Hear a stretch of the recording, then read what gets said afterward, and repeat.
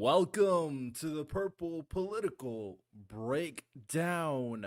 No matter what skill was granted, no matter what thing was learned, it is still boiled down to the simple point that the chattel slavery system that existed in this country has done irrevocable damage to black people in this country without a doubt.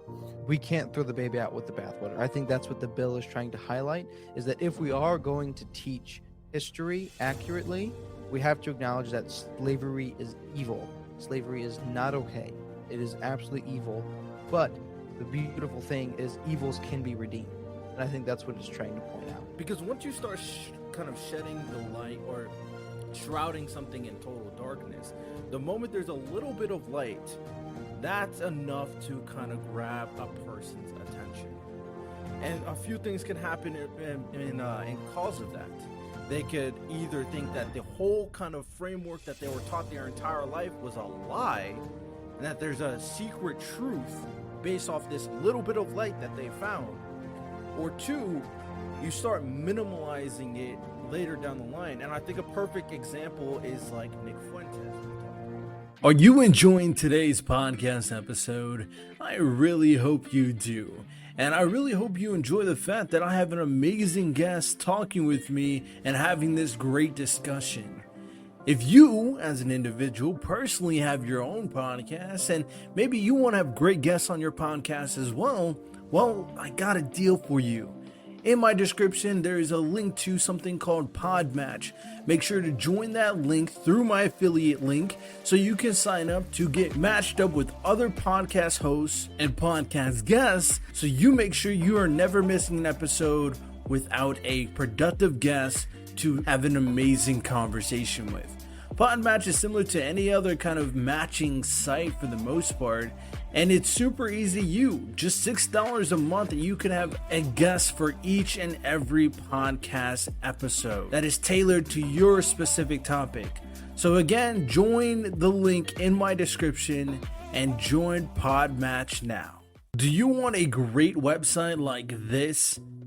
This is my podcast website where I direct the audience to come to, watch the content, listen to the content, read the blogs, and much, much more. If you want to have your own customizable podcast website, then join my affiliate link in my description to sign up for something called Podpage, and they can help you customize an easy podcast website for your personal podcast. Sign up to get a discount now. Again, use the link in my description to join Podpage now. Welcome back, ladies and gentlemen. This is episode number 35 of the Purple Political Breakdown. I'm your host, Riddell Lewis, and we are back at it again with my co-hosts. Both of them are here today with Jonathan and Paul. How y'all doing today? Doing well. Wonderful. Excellent. So we're about to dive into some excellent conversational topics. I would say this is more of a conversation piece, but we're going to kind of focus in terms of the main topic regarding the issue that people are bringing up constantly with the slavery and the benefits of slavery and that whole controversy with DeSantis and the potential or the Florida curriculum that they're saying that is going on currently. And we'll talk about that and go into the bigger conversation in terms of not necessarily slavery, but the kind of impact of slavery and history on society. Is that good, considering how much people are still concerned about slavery? Is it bad? We'll talk about the nuances regarding that, of course. So with that said, I'm going to start off with the review. I haven't read one in a while, and this one's from Mandy CCCCC. They said, appreciate this show's take on current events. If you're interested in challenging your POV, this is a good place to start. I very much agree. We do a lot of great things over here. And, with that said, we're going to dive right into what you need to know. What you need to know, current events going on. And if I seem a little bit, de-energized, I'm doing an all-fruit diet, and it's just not it, bro. We need meat in our system. That's what humans are made for. I don't believe in vegans. Amen. Sorry. We ain't vegans out here. I'm not a vegan. I guarantee Jonathan's not a vegan. I'll be surprised if Paul's a vegan either. So with that said, let's dive into what you need to know. We have a good chunk of them. First things first, Wesleyan University announced that it will no longer do legacy admissions. I know we've talked about it before when we were discussing affirmative action. This is kind of a step in that direction to kind of get rid of legacy admissions additionally. So a lot of universities are adopting this similar policy. Ukraine and Russia, there's a lot of kind of situations regarding them, considering there's a big grain circumstance and trade, and Russia's like, nah, I don't care about that kind of pact we had before. Screw you. We're not going to let you kind of distribute your grain. The House Oversight Committee regarding Biden and Hunter Biden went on, where there's a lot of interesting images and videos that was shown apparently in that meeting. Trump's classified document case is for May 2024 is the official trial date.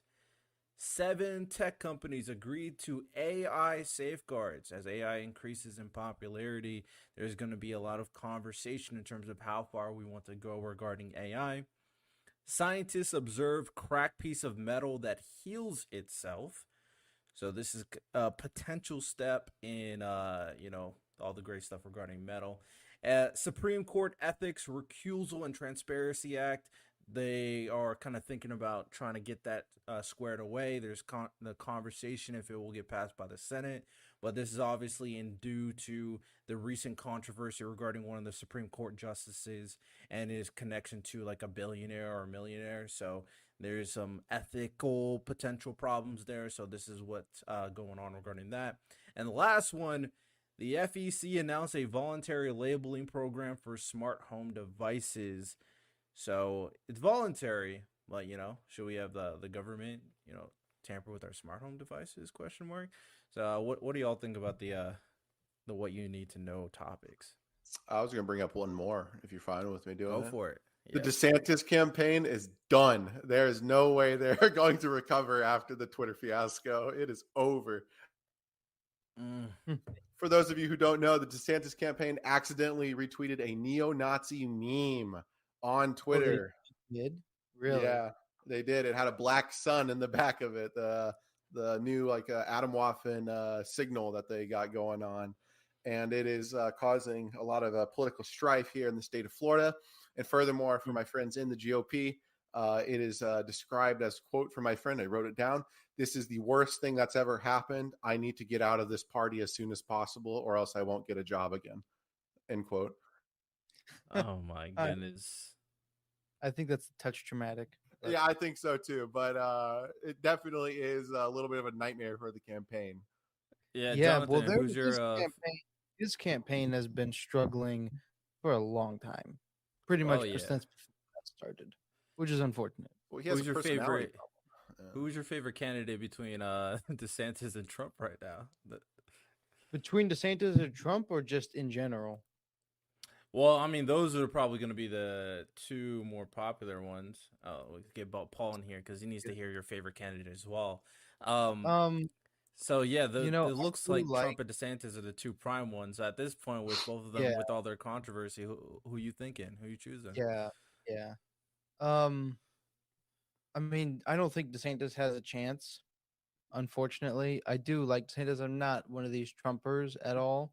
I think he's a good president. I think he'd make a good president again. I do think, and this is, I think, a pretty common sentiment.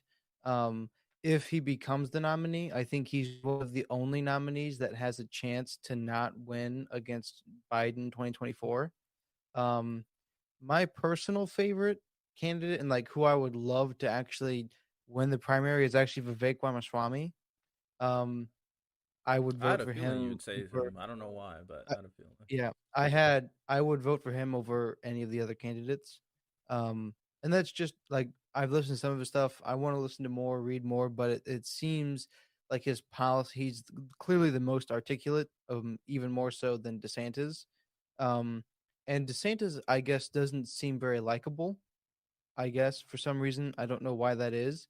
I think it's because he doesn't do a lot of public appearances, and everybody knows who Donald Trump is because he's been in the public eye for literally his whole life.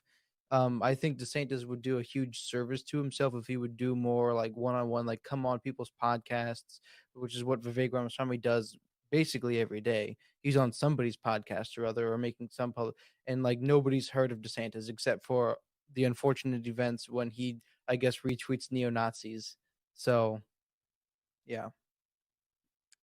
Yeah, yeah, I'm not surprised in terms of that, but it's very interesting because I was on someone did like they wanted me on for like a 30-minute show real quick, and I hopped on and he asked me about the four prime candidates, or basically the leading candidates as we know, like RFK, DeSantis, Trump, and Biden. It's looking to me that Biden's about to get reelected. I'm Oh yeah, just saying. baby. Oh yeah. Well, I don't know if he does. I don't know if he is.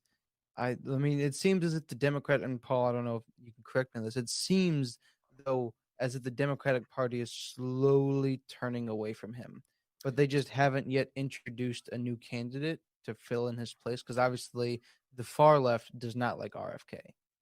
Oh, So for like sure. as far as I know, RFK does have some steam behind him.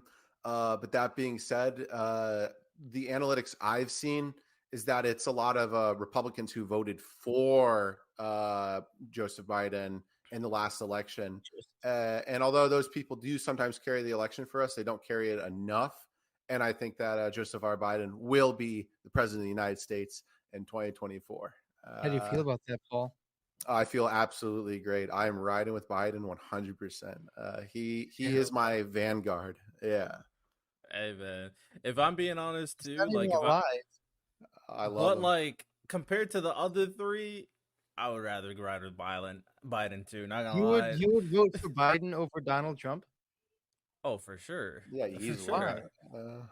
Donald Trump is at this point. The problem with Trump, obviously, one, he kind of like doesn't do anything, and two, his whole like anti-establishment kind of like premise behind his persona is screwing up like the Republicans bad. Not gonna lie, he screwed you guys up so bad with that whole thing. It made like the Republicans be like super anti-establishment, and now my thing is if he comes back and or even if he runs again, well, actually, even with this trial, anything he does is like, oh yeah, the government's out to get him. So I'm like, I'm kind of done with all that. So I let's can get see him out of that here. to some extent. I don't know why, and I'd have to look into it a little bit myself more, but he seemed to be a very effective president and actually like doing what he said he was going to do.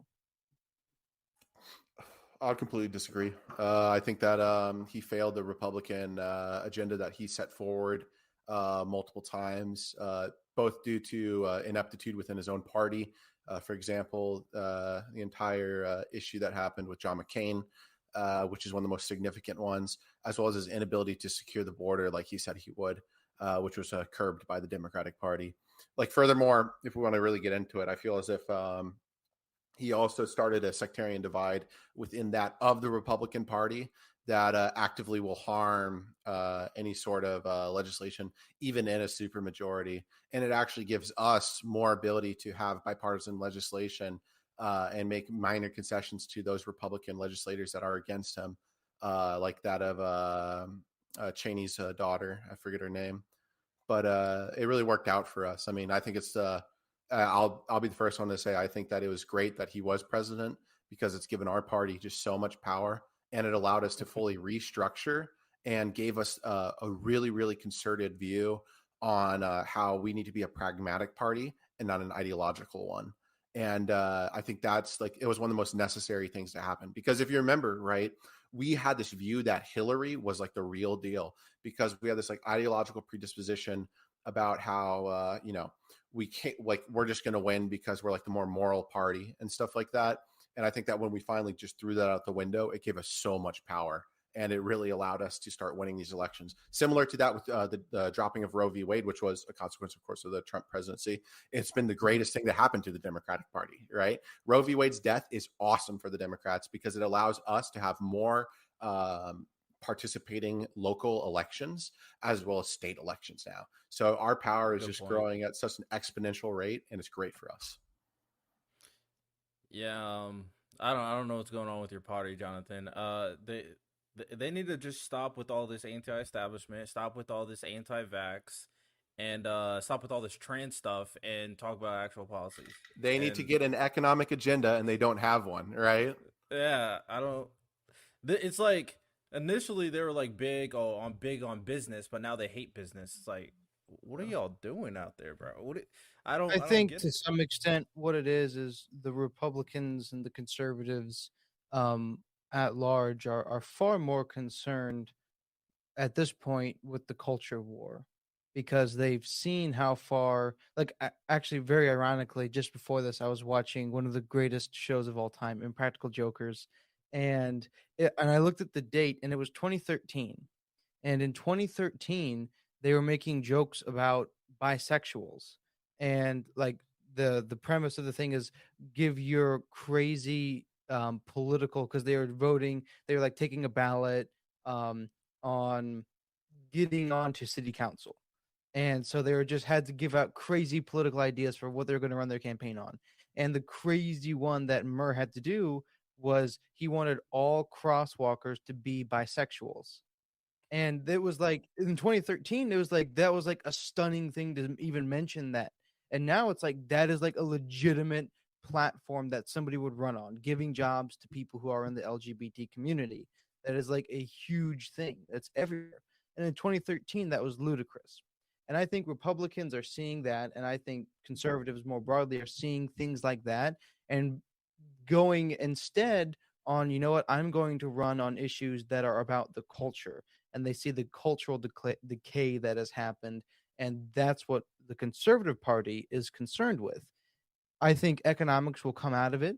I don't think that a candidate that runs solely on trying to put forward economic policies and trying to do these things, I don't think that at this point the conservative and the Republican base will pick up a candidate that does that, because that's not what we're concerned with. We're concerned with the culture, which is why we see a lot of these, apart from Vivek, who I think is doing the most the best job of hitting both sides, because he talks about economic policy, he talks about how he's going to gut um, the the giant bureaucracy, how he's going to deal with ESG, but he also talks about how those tie into the culture. And I think the Republicans are kind of over somebody who's simply just saying, "Oh yes, but this is how we're going to cut the spending deficit. This is how we're going to do that. This is how we're going to do that." I think we're all concerned with the border primarily as well, but we're concerned with the culture, and that's what we want to get back. And I think that's why all the candidates. And so I disagree that we should, that especially the Republicans, to just stop talking about the culture, because that's what conservatives want to be talking about right now. Yeah, but like I think the thing that needs to be said, Jonathan, is that the average American puts their pockets before their perspective, right? The reality is that the growing wealth inequality in this country, the fact that our middle class is actively dying, the fact that it's extremely hard for Americans to purchase homes and start families is something that flies so hard Mhm. in the face of the conservative agenda. And I really do Yeah. think that this culture war doesn't really swing anything for them. Well, I would have said that. I would have agreed, lest we forget all of the teachers, all of the parents that are upset about the sort of things that are being taught in school now, and they're the ones that are pushing this forward.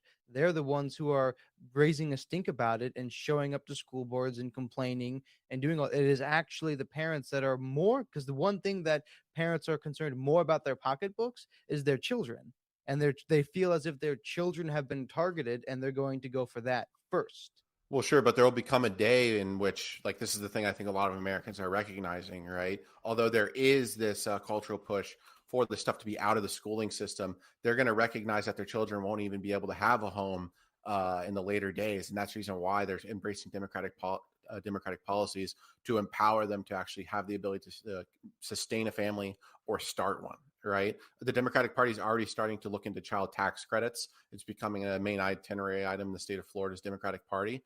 And with that being said, if we are going to start taking popular Republican policies and turning them for our party, that can spell disaster, I think, for the Republican Party, and it will make the culture war issue of the stuff in schools become dust in the wind. The funny thing about this is like I said, I did a 30-minute show earlier today, and he asked asked a similar question, and I said kind of the similar stuff that Paul said. I said, "Yo, we need to stop focusing on this culture war stuff and focus on real issues at the end of the day."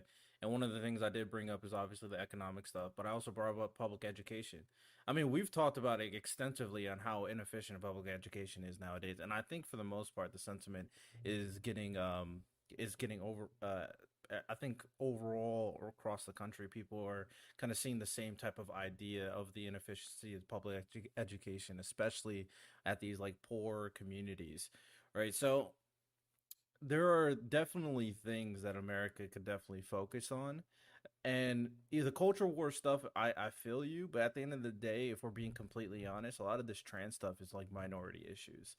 So they're really not issues that are truly going to change the current people. There are things that we need to talk about individually on how like social media and the trans stuff and how that's kind of working out. But you're not going to create a federal policy in regards to that. And I don't agree with the federal government trying to make a policy in centering, or we've already talked about it before, in centering this type of stuff. So um, we'll see how everything kind of pushes out. And I also think that the Democrats, from what I've seen, Paul's a perfect example. I think they're starting to understand that we need to disassociate ourselves with the crazy lefties. We just need 100%. to. Yeah. And that's another big part because the more you do that, a lot of the people in the middle are going to co-sign. Hey, yeah, let's stop with Well, all that crazy progressive talk. and the party purge is happening, right? Like that's like the biggest thing. Nancy Pelosi did a great job. I'm pretty sure she actually threatened AOC with an election and the coming re-election for her, and said that, hey, look, we will invest all of our money into your district to make sure you're not in anymore. And that's good, right? We cannot have these people in our party whatsoever, because all they do is they give the Republican Party more ammo to use against us and cause disillusion amongst middle class voters. Yeah. Hey, but hey, Jonathan. Once we create a powerful third party, you can join us. You know what I'm saying? Yeah, get away Yeah, I from the don't know. Republicans. Yeah. Well, like I told you guys before, I'm not. I don't identify myself as a Republican. That's currently the party that represents my beliefs because I'm Yeah. conservative, and that's one of the. This is one of the things that I think. The last thing that I'll say about the whole culture war thing is we have a country, and it is served by an economy. We're not an economy served by a country, and so it's all well and good if we have a good economy. And I think under Trump we had a pretty good economy. Obviously, COVID destroyed it, and Joe Biden has, to some extent, helped resuscitate that. But I know you all, and I know I myself am paying far more for everything than I was under Trump.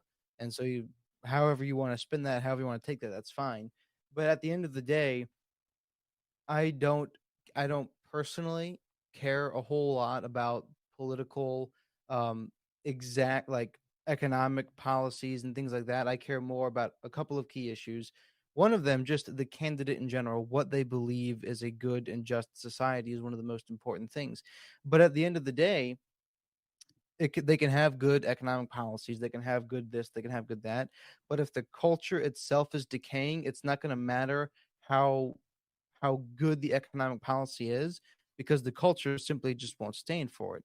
You know, Joseph Stalin, all of these people, they could have come up with great economic policies, but the culture that they existed in, the culture that had been created in their country, wouldn't have stood for it no matter what. Eventually, because the culture itself was crumbling. One of the things, Anthony Esselin is a classicist, and he studied the Roman history and has a great book, The Politically Incorrect Guide to the West. And in that book, he talks about Roman spirit at the time of the collapse. And obviously, there was bad economic policy that was taking place at the time of the Romans. And I hate to be the person that just always compares the US to Rome, because we're different, but we are also similar in some ways. And one of the things he said is, at the time that the economics was collapsing in Rome, the Roman spirit itself was collapsing. And so there, at some point, there was a point of no return when just the patriotism of the nation, there was no will for it to exist anymore. And it wouldn't have mattered how much of an economic revitalization happened then. The spirit was broken. And I think conservatives are seeing that the spirit of America is broken. And at some point, it's not going to matter how great of an economic policy you have if there's no will to live. Well, I think I would have to like completely disagree, right? The number one thing within our party is that the Democratic Party is becoming a more nationalist party through and through, right? We are becoming the more patriotic party that exists. And furthermore, I would actually like allege that the GOP is becoming somewhat of an anti-American party, right? Something that I've noticed is that there's this high level of disillusionment within Republicans in which they consistently talk about collapse, failure, and they talk about how like they won't serve this country in time of war. They won't do things for this country because of the current political establishment. Maybe it is true amongst your line of the aisle that this is happening, but I can tell you with the purge of the leftists that's happening here, we are an American loving party that's going to push itself through. I mean, like I'm talking like literally like bull moose party level of confidence in the country. Yeah. And you know what? I can totally see that. But Well, I also Jonathan, would, before we dive into this, I think this is a perfect opportunity to lead into the next segment because instead of the original topic, we'll dive into this part. We'll dive into this a little bit. So, this is a new segment that I'm going to introduce on the show. Obviously, we have social subtopic, which is a great topic. But I feel like when we have the opportunity, obviously, when we have Paul and Jonathan who leans right, Paul leans left, this could be a good opportunity to show people that they can have a civil debate about a particular topic without, trying to kill each other at the end of the day. I think this is well, if he important was in front of me, I'm just kidding. I'm just kidding. You don't know. I don't know. You don't know how tall Paul is, right? He could be like 7'3". You never I'm know. 6'5". Oh, Oh, really? hey. I got no chance. I'm like a solid 5'6". Oh no. Oh, so with that said, we're gonna have this topic called bipartisan at work. Basically, how this is going to work. As for the topic, I'll start with the topic so you can think of it over a little bit.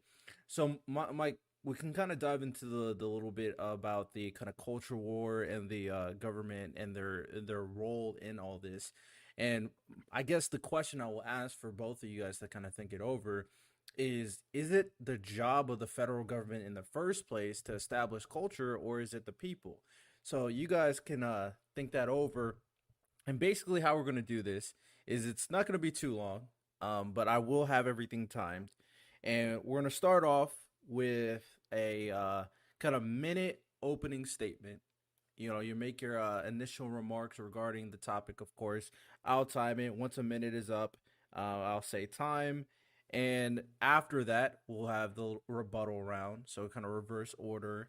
And the people, they will have 3 minutes to rebuttal said thing that said is the opening or dive into their topic a little bit more.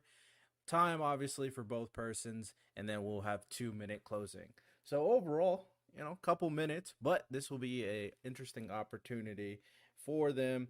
And anytime they feel like, hey, Riddell, you better get in the fire. You can't just run away from the smoke. Hey, I'm here. But all right, let's start this off. Who wants to go first? Go ahead, Paul. Thank you. So I think that there is a pendulum that swings between that of culture within the divide of the people and its religion and its like formations that it came to when it came to this country, and then that of the federal government that finances, supports, and endorses that culture. It all comes through with this cooperation between both actors. And I think that the United States has kind of driven from some of that, and where the federal government hasn't actually necessarily endorsed these things, like, for example, it's somewhat separation from the church. But I do say that I think that we're going back into that now, right? We have a Catholic president that is someone that's started to talk more and more about his Catholicism. Granted, he's been shunned away because of his views on homosexuals and the like. But that being said, we are making the concerted effort to get out there and get it done. So I think because of that, it just kind of boils down to that pendulum that swings. Thank you. All right, excellent. 3 seconds to spare. Jonathan, rebuttal. Let me know when you're ready. Am I rebuttaling or am I making my statement about? Oh, your opening statement. Sorry. Yep. Okay. So I think that the job of the government is not to create culture. I believe very firmly that it is a people that makes the culture. So when people come together and they form a community, that community has certain values. Otherwise, that community, if it has dissenting opinions and dissenting beliefs, the community falls apart. I think what we're seeing right now is a falling apart of the community broadly that is the United States of America, because the government is attempting to force a certain culture that they believe in, that they want. Whether or not that we created that government is one issue. I think it's kind of separate at this juncture of the argument. But right now, there is a dissenting opinion about what the culture of America should be. The government is attempting to put one culture, and the people want a different culture. That's it. All right, excellent, excellent. And people who are listening, obviously people who are watching, I mean, you cut this out and make this a segment. Uh, you guys pick the winner. So, with that said, rebuttal. So this will be like I said, this will be 3 minutes. So Jonathan, you can go first and just let me know when you're ready. I think I'm ready. Go. I think Paul actually did make a pretty good point. You know, once the government, or once the rather the community has created a culture, once there is a culture that is steadfast, the government's job is to um make sure that that can be put forward. So I actually, I'm this is a terrible debate, because to some extent I do agree with Paul. I do agree that once the people have created a society, once they've created a culture, the government's job is to make sure that that stays. It's to make sure that that lasts. That's why we have police. Police enforce the laws that society wants. The government, their job is to ensure that citizens have life, liberty, and the pursuit of happiness.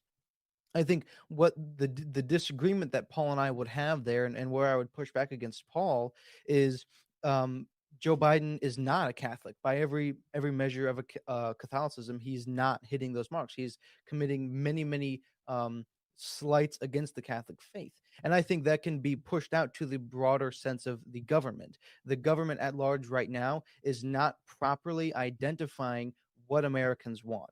They are identifying only what their particular party wants, and only what a very small portion of that party wants. Paul would agree.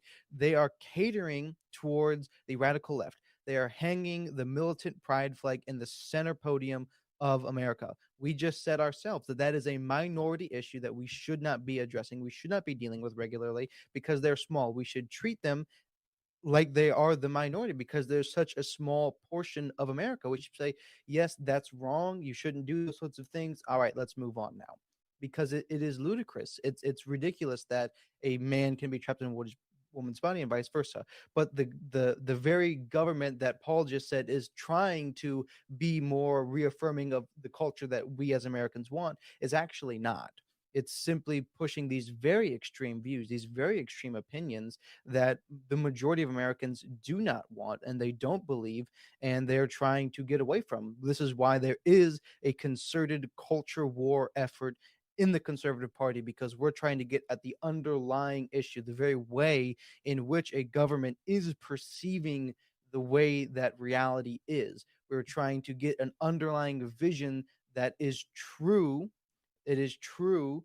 And then we're going to build policies off of that underlying vision, but you can't do any of it if you don't have an underlying vision.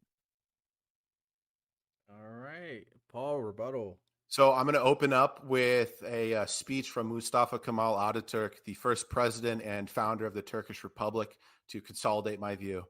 This is a part from the 10th anniversary of the proclamation of the Turkish Republic. I would like to point out with special emphasis that one of the historical characteristics of the Turkish nation, which is socially composed of worthy people, is to appreciate the fine arts and to advance them as well.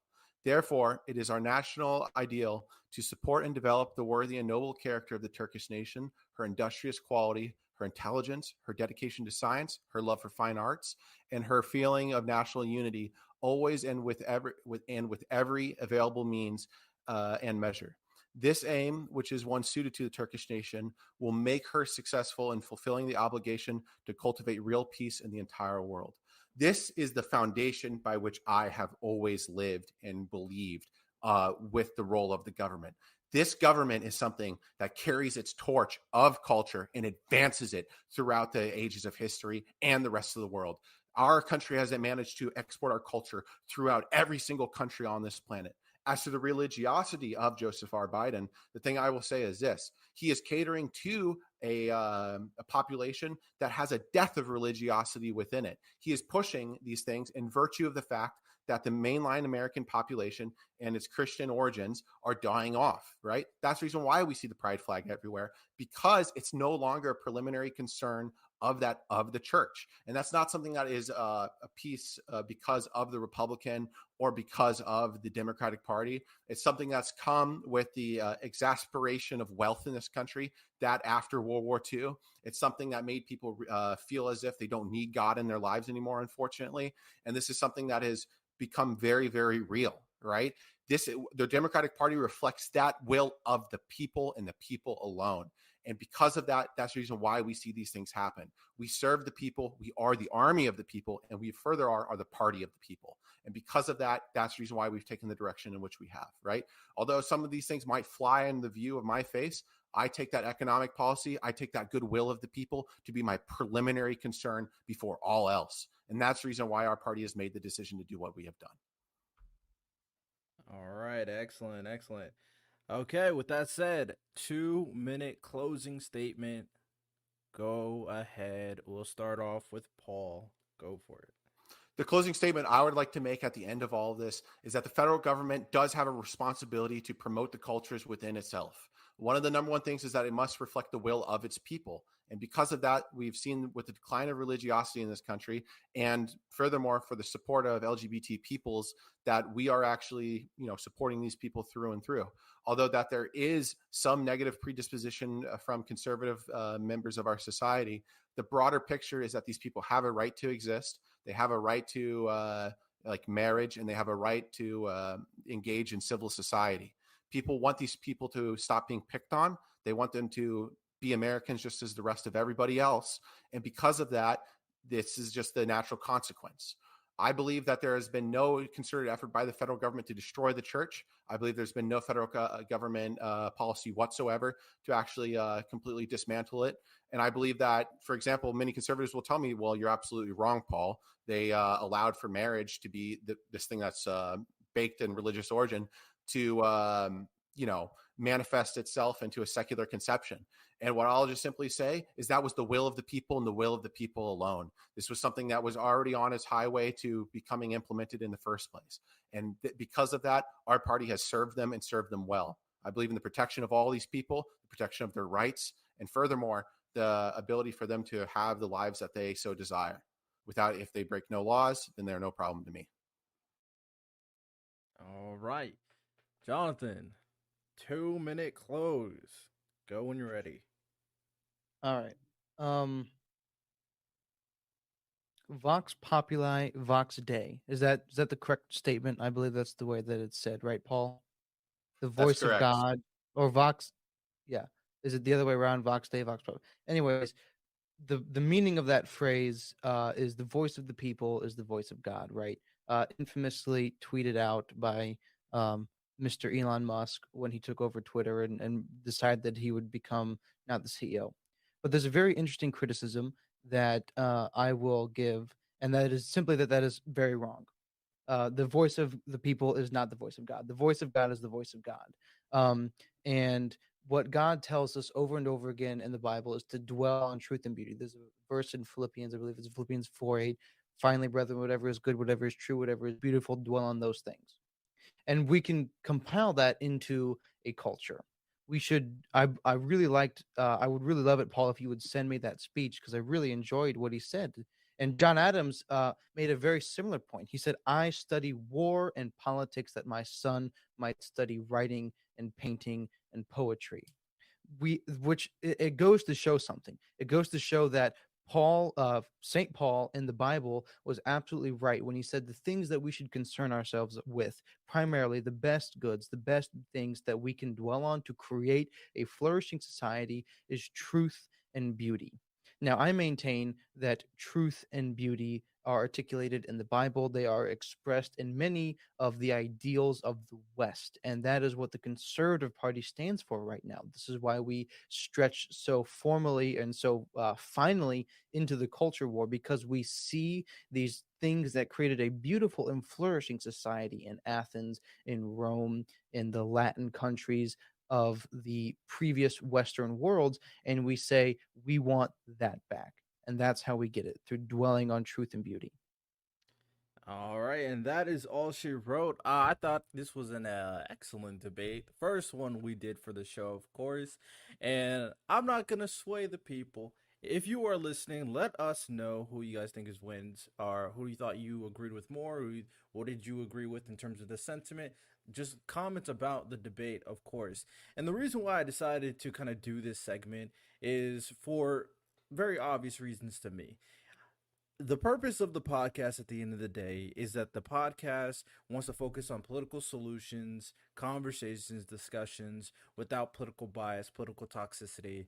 And I really think, and I think Paul and Jonathan agree, that there are a lot of kind of filler out there, in the sense that they kind of just complain about everything. They hate each other. There's so much problems going on in terms of political discourse currently in society.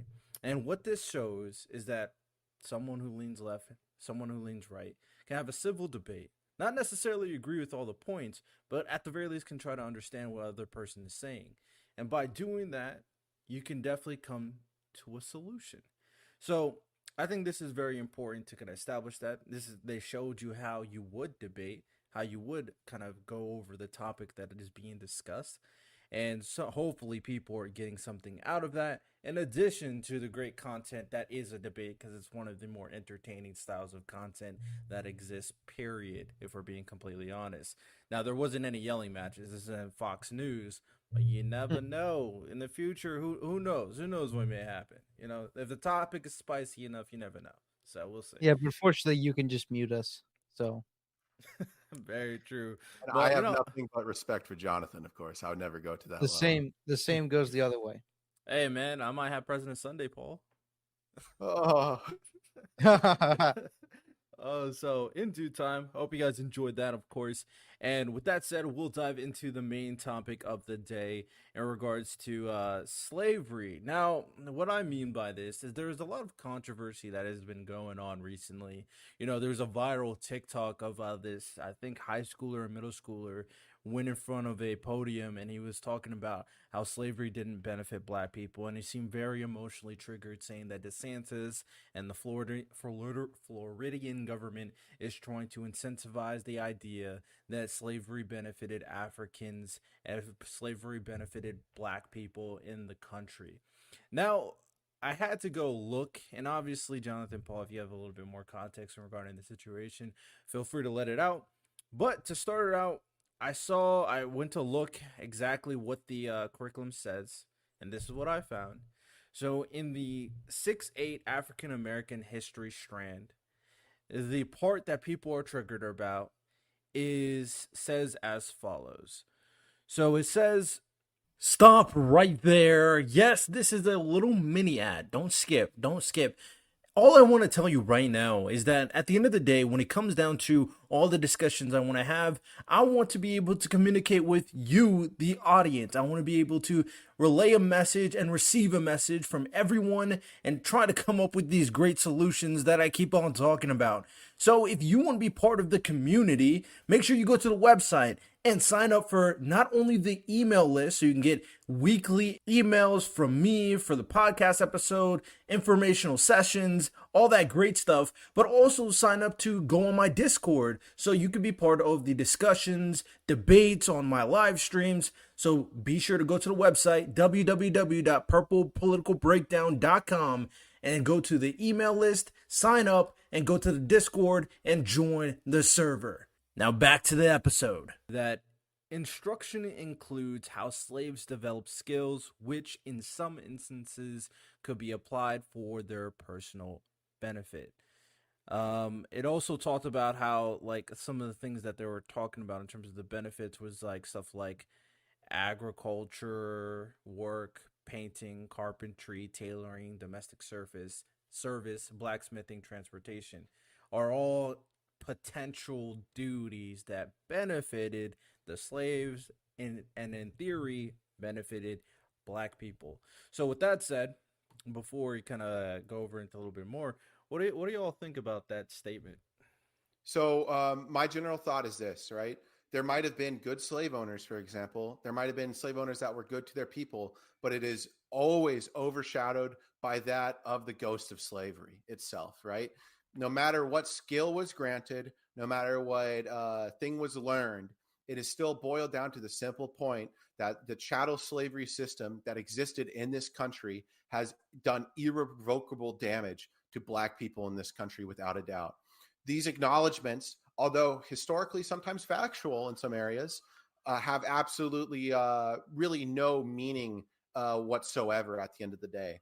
There's like two camps to this, in my opinion. There's the camp of those that say we must provide the history as it is. And I agree, right? But the number one thing that comes after that history is the 9 to 10 pages after it to tell you about how terrible slavery was. And in part, the legislation does that.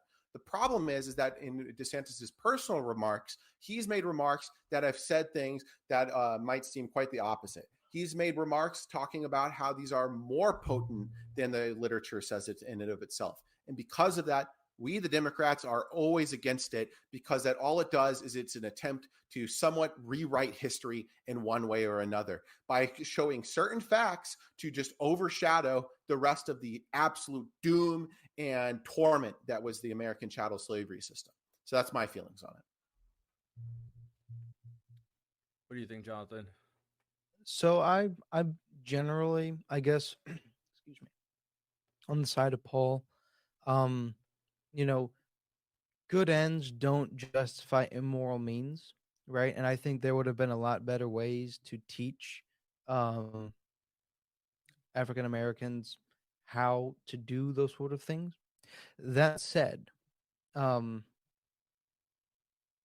I want to think of a way of tactfully putting it that I don't seem like I'm some pro-slavery, but like obviously I'm not pro-slavery.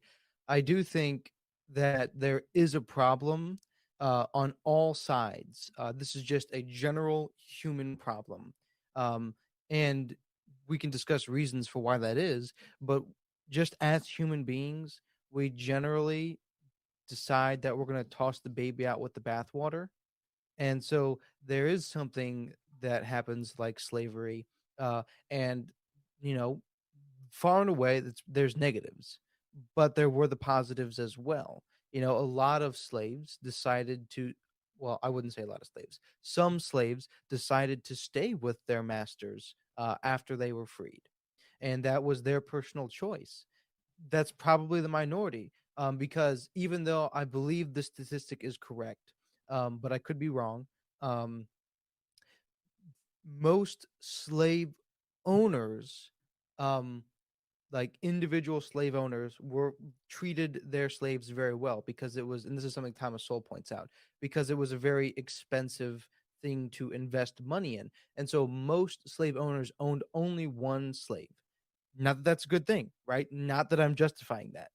And I would assume that those slave owners are the ones that actually taught well. They were very proper and they treated them humanely. However, most slaves were owned by the big plantations, right? Simply by numbers, the plantations where they were treated like absolute, like not even humans. Obviously, those, it was all bad, but we have this perception that all slaves were treated like the slave plantation owners, when that actually wasn't the case. From what I have read, from what I have heard. Not saying that it's all good or even okay, but there is some nuance in the perceptions of it, I think. And I think that is what this bill and this curriculum is trying to highlight. Is it was a it was just a thing that happened, right? Even the Bible acknowledges slavery. There is that's a topic for another thing, but we can talk about that. Um, but there is this perception that all white men are evil now and forever because of slavery, when we can acknowledge and look at the fact that I believe only 6% of the entire Atlantic slave trade actually even because this is the big evil, right? Is there's the slaves that were owned in America, but then the broadly speaking, the North Atlantic slave trade is the ultimate evil, and only 6% of those actually came to America. Most of them, I believe, 70+% went to Brazil Brazil and one Spanish colony. Um, Regardless, we can't throw the baby out with the bathwater. I think that's what the bill is trying to highlight, is that if we are going to teach history accurately, we have to acknowledge that slavery is evil. Slavery is not okay. It is absolutely evil. But the beautiful thing is evils can be redeemed. And I think that's what it's trying to point out. And the thing I'll have to say to that is just simply when we talk about Nazi Germany, we don't talk about the Autobahn, the pro-animal policies, the anti-smoking sentiments. We talk about the Mhm. Holocaust, the turning of one German against the other, Mhm. Anschluss, the invasion of Poland, and the destruction of Germany because of Nazi decisions. I think these things that might have came through slavery are things that should be left up to individual research and research alone, right? This is not something that should be taught to our children, right? Our children should know the number one most important thing of slavery, and that is its decrepit evilness and how our country has advanced past it, right? I think that's it, plain and simple. We don't have to cover everything when we talk about history. It's hard enough to do in a curriculum. Your parents are teachers. My mom was a teacher as well, right? And this is something that I'm sure everyone can agree on. We want to cover through all education systems and K through 12, the basics of what was going on, and then of course putting our national perception on Mhm. it, right? And because of that, I believe that this is just is a bad decision, right? I don't think that it's good. I think that this is something that scholars should be able to do, or like maybe a high schooler can look up himself. I But if it's think in the book, it's bad. I think one of the problems with this um is because of the push that of the white guilt push, all white people are evil, and so things that normally would never have to have been said have to be said now. I think this is one of the marks of DeSantis and what's going on in Florida and other states is because things have been I think you mentioned up in the little debate the pendulum swing, Mhm. because of the pendulum one way in the whole CRT, all of the race stuff, all of the I am now an evil white nationalist simply because I'm a Christian and white, like, which is not true.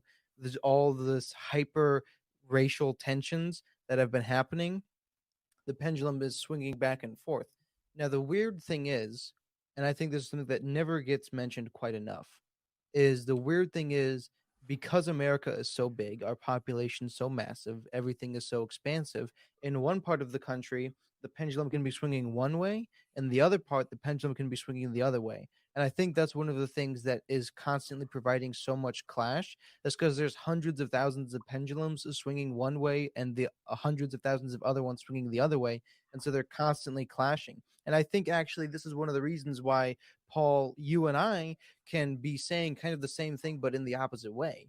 And where you're at, your Democratic Party is moving one way, but where I'm at, my Democratic Party is moving the opposite way. And same thing for the conservatives, same thing for their things. So we can have perceptions about what the party, quote unquote, is doing, but they could be doing opposite things because America is just simply so huge and so vast. And none of it, and all the different local ideals can be so different and so varied at any point in time, even though it's still nominally Republican and or Democrat. And I think we're seeing this happen play out with this particular thing. In one way, the pendulum is swinging this way. In another way, in another area, it's swinging the opposite way. But regardless, the pendulum is always swinging back and forth. And so when we have an extreme pendulum swing, we get an extreme response to it that normally wouldn't need to be voiced. Well, sure, So but like, I, really, I do go want to ahead. say something. Yeah. So there's two ways to kind of think about this conversation, and well, I think it's important to break these two things down. Now, there's the aspect that we're going to go over a little bit later is, and Paul did say that he probably would prefer that this type of stuff would be purely done or purely taught to like scholars, obviously people in college. But there is a conversation to whether or not information like this should be taught to like high schoolers. Now, I have a feeling that this is probably a high school curriculum, but we'll have that conversation a little bit later. Now, my thing at the end of the day, when it comes down to this scenario specifically, is that we understand the purpose of history. Like we understand why it's important in terms of it kind of sets a not only gives you knowledge of the past and people love knowledge, but it kind of gives you a framework of potentially preventing future disaster. And when you have situations where you kind of shed everything in a very, very dark light, where it's pure evil and nothing about it is bad or nothing about it is good, but the potential concern that could happen is when you find out that there are actual good things that happen, whether you want to believe it or not. And Paul and Jonathan kind of elicited it. And the reason why this is problematic is because you can start convincing people to think a certain way once they kind of open their eyes, so to speak. Because once you start kind of shedding the light or shrouding something in total darkness, the moment there's a little bit of light, that's enough to kind of grab a person's attention. And a few things can happen in cause of that. They could either think that the whole kind of framework that they were taught their entire life was a lie, and that there's a secret truth based off this little bit of light that they found. Or two, you start minimalizing it later down the line. And I think a perfect example is like Nick Fuentes, we've talked about. So the thing about him that is going on now because of the red pill community is we before kind of like this push of like social media and all that stuff in terms of the red pill community, we kind of understood that hey, if you're anti-Semitic, hey, if you're like a race realist, hey, if you kind of question the Holocaust not happening in terms of like thinking that only a couple 100,000 died instead of millions, you're probably a scumbag. But once you shed the light, and this is what happened with him, once you shed the light that everything about Nick Fuentes is bad, he's completely evil. But the problem with that is that he showed a little bit of light. Because when you meet him, he's a nice guy. When you meet him, he's kind of charismatic. He's kind of funny. That starts attracting people. That starts kind of indoctrinating them into this kind of other way of thinking from the status quo because you were told he's evil, but not in reality. So that is a big problem with these scenarios when it comes down to it. And slavery is a perfect example. I think Go ahead. so. I think what you said is spot on. I also think there's another component, and this is one of the dangers of conspiracy theories at large, because especially one of the dangers of like seeing like getting one of your conspiracy theories proved to be true, and I don't want to mention any specific things, but there's certain things that have kind of been shown to be true over what happened during the coronavirus and all that sort of stuff, and that just spirals like, oh well, if I'm right about this, then I'm right about this, then I'm right about this.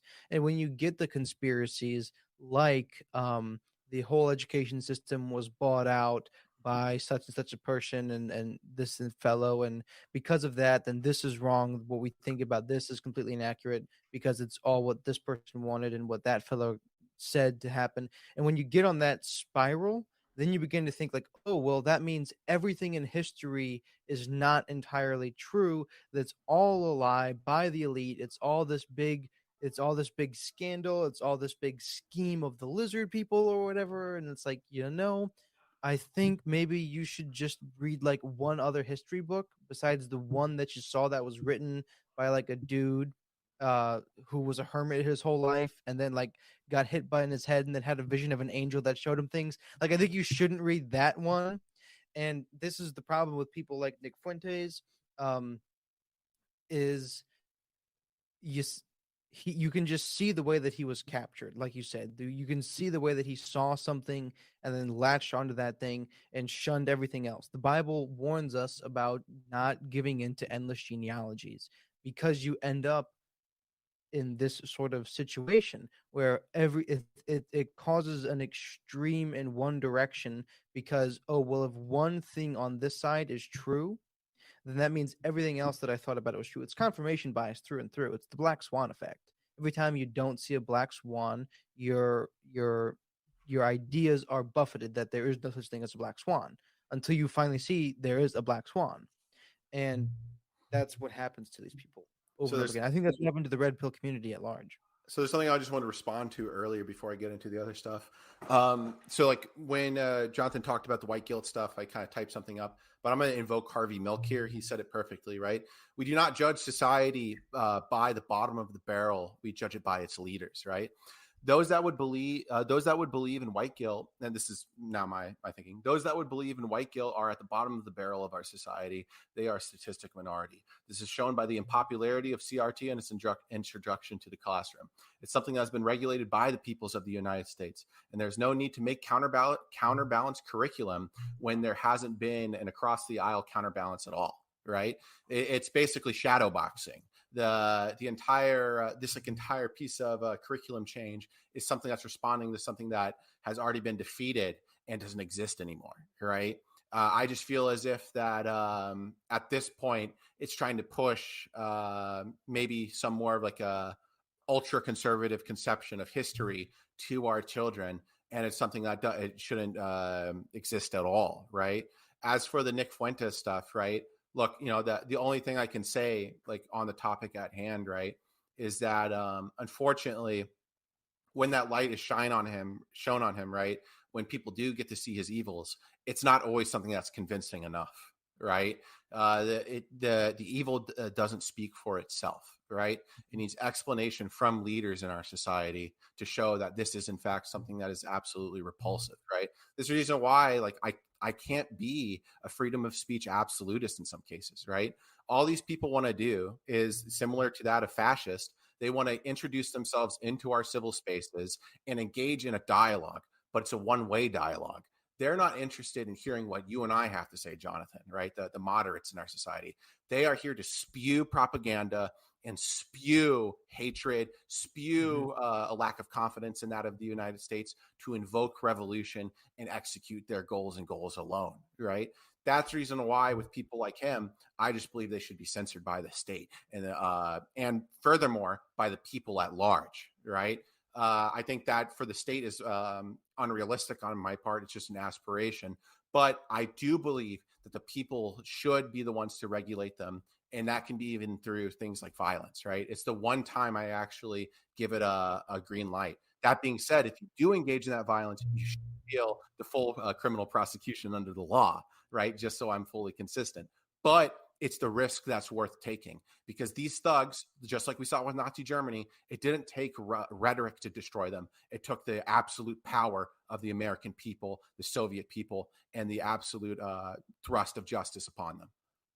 So I think something that's important for me, and Paul made a lot of great points there, is that I think you can distinguish the conceptual reality that slavery in every form is bad and it's evil. You can be very honest on the conceptual idea of that, the conceptual idea of a genocide, of like a Holocaust. You can definitely kind of frame that there's no examples where you can say this idea, this principle will be a good thing for society as a whole. But I think you can say that the action, the facts of what happened in its entirety is not that simple. Because at the end of the day, I'm one of those people that think most of things that regarding these topics is very convoluted and controversial discussions. They're nuanced. There's a lot of context that you gotta have. There's a lot of nuance that you gotta have, and these conversations can help you understand better in terms of thinking a certain way. Of course, I definitely think so, but you need all the different points of perspective to come to a complete picture of what is actually going on, so you can perfectly conceptualize, okay, I understand some goods that happen in terms of slavery, but after I got all the facts, I can understand this is an evil.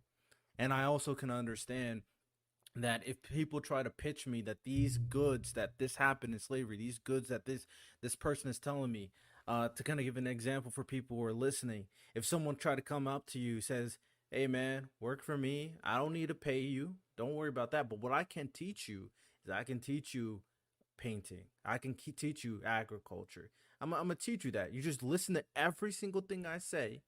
I'm your owner, but these skills are great. They can frame it in that way where it kind of could seem good to the ignorant, but that is the problem. That is why you need that full context. And once you have that full context, you can finally get a complete picture on why something like slavery is bad. And that is the importance of history, and also kind of leads me into what point do we want people to understand the full context? And I'm not really sure if a scholar, if you need to be a scholar to try to understand this context. But Paul, I know you want to say something. Yeah, what I'll tell you, Riddell, is that the last thing that I want to see in this society is my nephew coming up to me in a conversation about slavery. And when I say, well, slavery was this terrible thing, he goes, well, some of them were good to their slaves, right? That's the absolute last thing I want to hear, right? The problem is that for children to interpret this information, I think that it's something that is throwing a lot of dust up into the air and just seeing what happens, right? It doesn't seem like the correct decision whatsoever to make, right? Once again, like I have to emphasize this, right? There's this like kind of notion in American understanding of public schooling, right? Which is we present history in a way in which it's fully objective. And it can't be farther from the truth. No nation does this whatsoever. We always have specific prioritization on certain parts of history, right? And this specific prioritization should be that slavery was this decrepit and evil system. If you want to learn about how some slaves might have had it better at Monticello or something like that, then you can go to Monticello, go to the slave house, and like listen to the living history people telling you it, right? That's the way I got it through my education, right? I went to these places. But the number one overlying ghost that must fly over the rest of the curriculum is that slavery was this evil thing. It drove us to kill each other in a civil war and almost destroyed our country. And it is something that has absolutely no benefits whatsoever, right? We can say that there could be, obviously there's a little bit of a mistruth to that or a non-truth to that. But if you want to go out there and like see like the information for yourself, then you can do it. But if for the people that aren't going to always be that engaged, I want them to get one message across, and that is that, right? It's the same way that we talk about how the Nazis were evil people. It's the same way about how we talk about how our boys died on Mount Suribachi and Iwo Jima. And it's the same way that our education system should run eternally. So overall, I definitely agree that I don't want kids to dive into these topics too. I am 100%. There's certain kind of conceptions that they just need to know. There's certain kind of black and white things they need to know, and when they grow up, it's fine. It's a perfect example. The whole situation is if a stranger comes up to you and offers you candy, you run away. It's very easy, very simple, black and white. Stranger, bad. Stranger, bad. It's easy to understand, and they will be able to react from it. I completely agree to that sentiment, especially for the young, especially for kids. But my thing is for like people who are definitely older. Once we get into high school, that's the one kind of critical thinking I believe starts. And I do think something that is very important is how you're framing what you're talking about. And framing is the most important thing here, especially when there's so much nuance. Because if a history teacher goes like, okay, we're learning about slavery. Oh, slavery is bad, bad. But there was some good things about slavery. Then I'm like, get the teacher out of here. There's no way you framed it like that. No, you frame it in a way where they understand that there are portions of slavery that were not as bad. There are portions of slavery that did help people, but make them understand that this was help for a person that was still beneath them. Make them understand the concept of slavery is still one of the most worst evils we've done as a human society. But the facts are the facts. This is what happened. This is not my opinion. Now, overall, you would have to trust the teachers to do that. You have to trust the curriculum to do that. And I am skeptical, very similar to you, Paul, when you have something like a DeSantis that's creating this curriculum in a very conservative way, that he's doing this as I think Jonathan said it, as a pendulum swing. He's doing this because obviously it's more of a culture situation where he's kind of always constantly, it seems to me, pushing back in terms of a culture war. This is why, and that plus, he's not a good public kind of persona, and he apparently never reaches out to other kind of senators or anything, so he never builds connections. These are all compounded reasons why DeSantis is not so popular. He's honestly, he's too reactionary as a Republican, and that's a big problem for me. So I don't know what his values truly are, and I don't think the people do either. Other than he kind of keeps on fighting back against all this culture war stuff. So there is concern for like DeSantis as the one that is kind of introducing this into the curriculum. And I'm not even sure of what kind of schooling systems that he's introducing it in. I would hope that at the very least you could only argue that it would be high school and nothing less than high school. And the teachers themselves are framing it in a way where it's factual and not opinionated. But these are all things that is skeptical, and I would agree to that in that situation. But overall, the idea of teaching people the facts, even a high schooler, versus kind of especially teaching them the facts in addition to the conception, I would be okay with. But obviously, it's how it's kind of implemented that's the most important. So, Jonathan, did you want to say anything about this? Um, no, I think you pretty much got it. You know, I think obviously you don't say, oh, but this is one of the good things about, like, well, no, there's nothing good about slavery. I think the better way of phrasing it is, nah, even that's not a good way of doing it.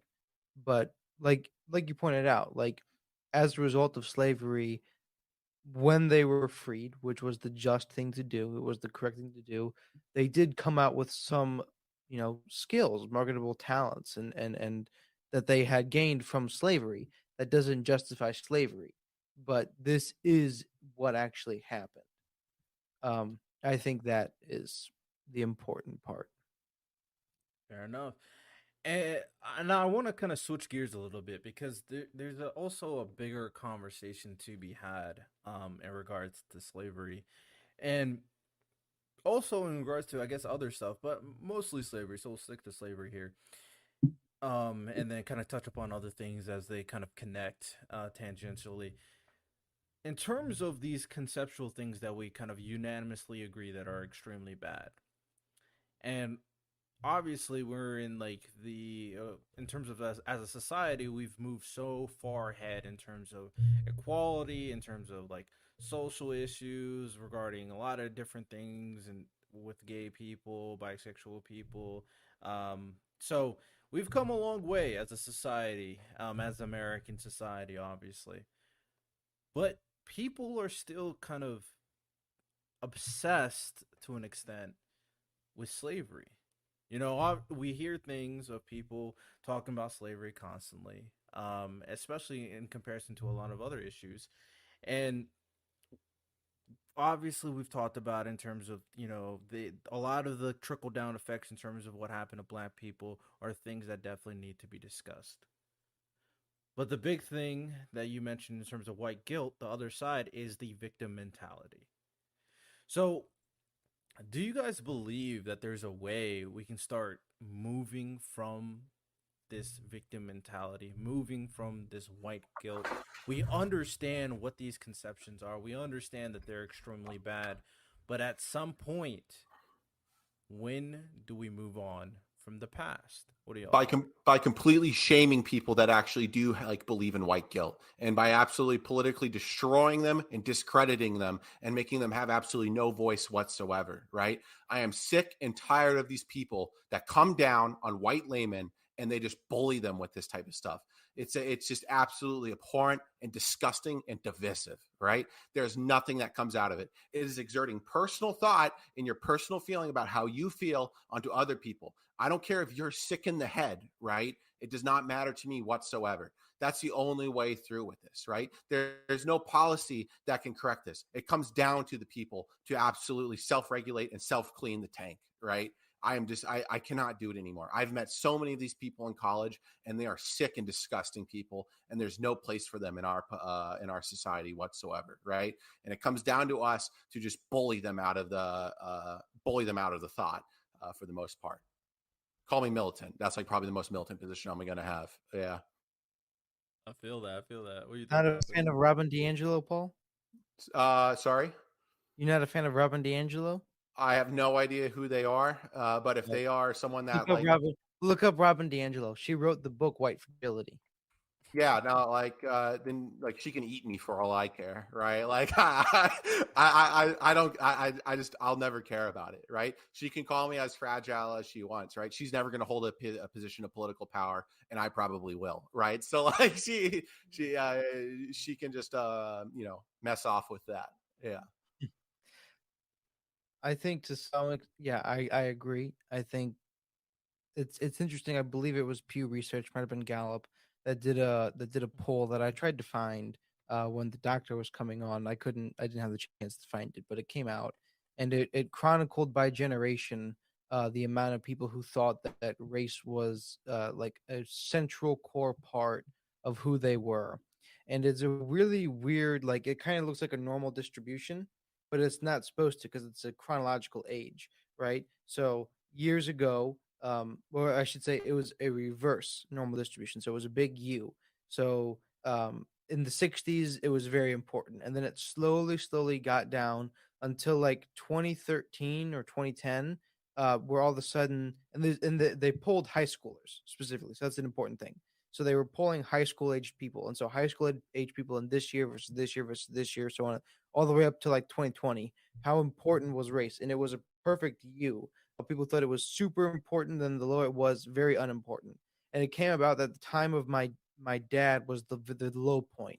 So the 80s, the 70s, 80s, and 90s was the lowest point at which people did not think that race was a huge issue. They did not believe that race had anything to do with their success level, with all these different things. And if you chronicle kind of just cinema, right, and you chronicle the culture that existed at the time, it was not normal. It was not weird at all. It was perfectly normal to have, these just mixed race of characters. And it was told, and it's a great thing. And the problem is people see now is it's so reactionary is every time that, a Little Mermaid's supposed to be, it's not the same reasons. We don't see diversity in movie for the same reasons because now the pendulum is all the way back up and race is seen as one of the most important attributes of a person. And I'm sorry, but I disagree because there is a difference between race and culture, right? Because I am white, I'm German, but I do not share the German culture. People who are Asian don't always share the Asian culture. Some people do. Some people value their culture, and that's a beautiful thing. That's when you get that kind of diversity of thought, when you bring in your cultural perspective. But there's a difference between ethnicity and your actual culture. People can be ethnically one culture, but have a totally different culture. Like you see this in the white Africans that are not always the doesn't always have to be the apartheid people in South Africa. I knew people who were from Rwanda that were born and raised there, and they are white and with blonde hair, blue eyes, and they share the Rwandan culture, but their ethnicity doesn't line up. The problem is everybody's qualifying people's ethnicity and saying that your ethnicity is this very important thing. And I think if we can move past that, then we can actually get rid of a lot of this racial tension. Yeah, Sure. I Oh, go definitely ahead. agree that a lot of things you're saying that it's like right on the money in terms of you guys spoke on it in terms of white guilt. I'll speak on it in terms of victim mentality. I hate that as well. I mean, nobody wants to be a victim at the end of the day. It really serves no inherent purpose of being a victim. I mean, you can complain about a lot of stuff. You can go on Instagram Live or you go on TikTok and maybe do a viral video of you complaining about the white people. Yeah, you can get some clicks and get some attention. But overall, in terms of your individual success and your mindset, it's not going to improve. If you always think that the society's out to get you, very similar to conspiracy theorists who think everything's out to get them, you're going to be extremely paranoid based on every level that you try to achieve.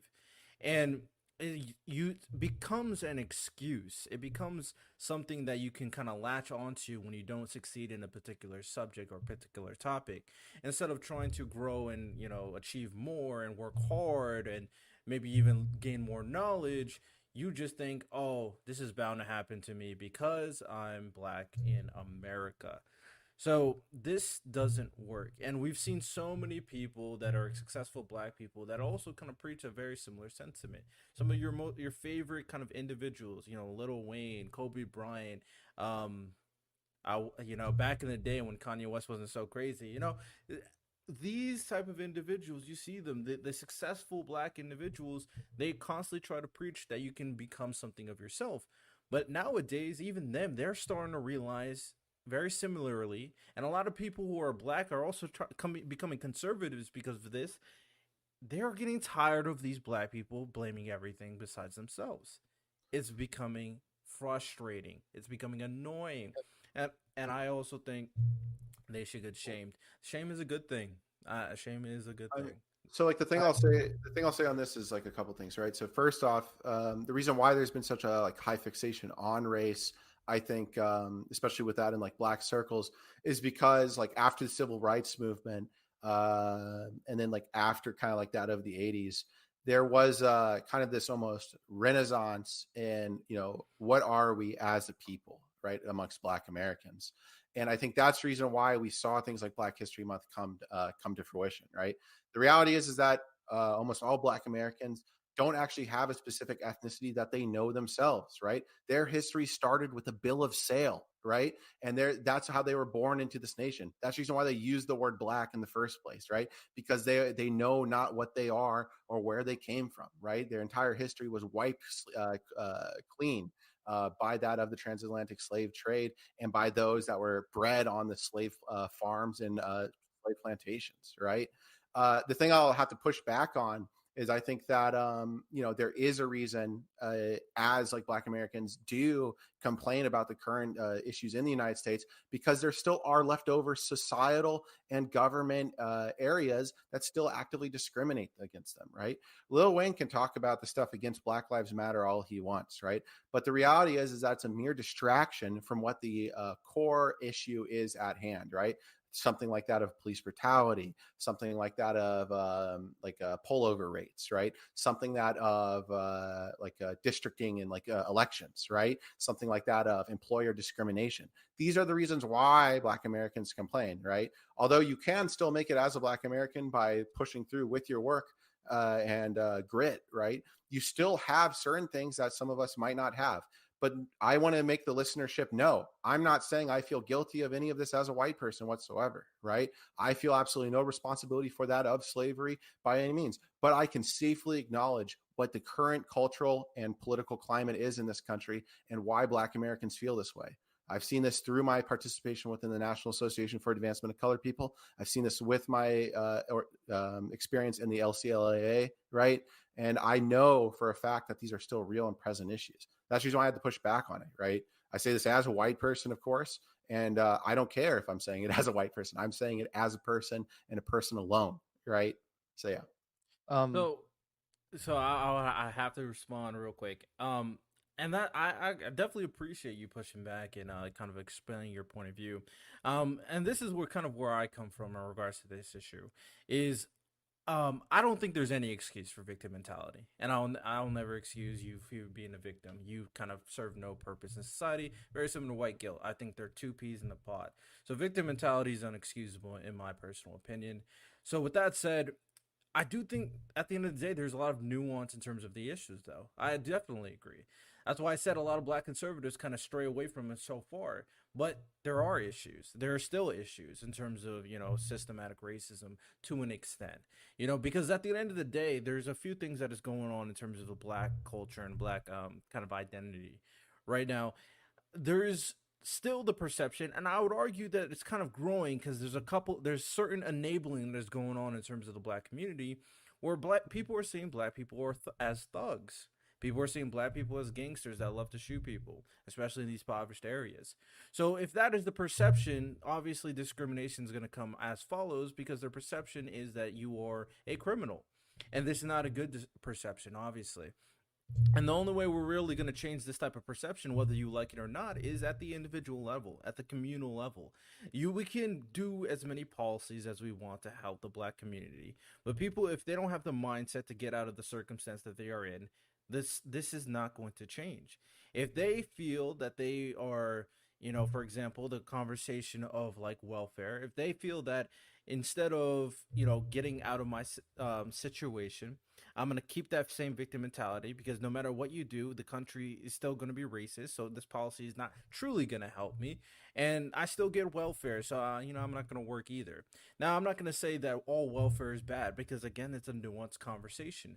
But there are definitely individuals that will think and have that type of mindset. And again, it's not contributing to the solution of fixing the black community in these areas and changing the perception of black people as a whole. So, with that said, I believe that people need to understand that there are situations where there are cops who are innately racist, and because of their perception, they'll treat black people different. But there are also examples where they're just doing their job. It's a legitimate scenario, it's a legitimate situation, and he just happens to be black. Nuance, context is the most important thing for me. And as an individual, as a black person myself, and as any individual black person that is listening, the important thing for you to do is continue your advocacy. Now, there are some solutions that I don't agree with. I don't think reparations is going to cause any type of solution in terms of the black community, but there are things that we can continuously do to kind of help the community as a whole.